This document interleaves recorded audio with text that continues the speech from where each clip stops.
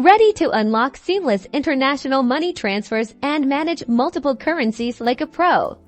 Let's jump right into creating your Wise personal account the right way. First, head over to Wisecom and click on the register button. This will kickstart the account creation process. Make sure you're on the official Wise website to avoid phishing scams. Double check the URL. Next, carefully fill out the registration form. Provide your email address. Use one you regularly check and create a strong, unique password. A strong password is key to keeping your account secure.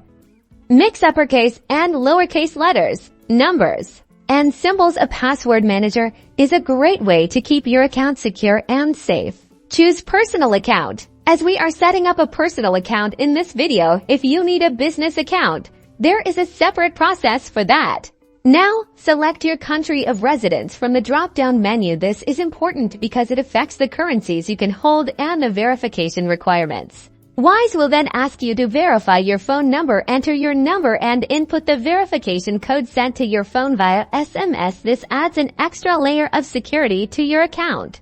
Time to fill in your personal details. Ensure all the information you enter, including your name, date of birth, and address, is accurate and matches your official documents. Inaccurate information can cause problems later with verification and transactions.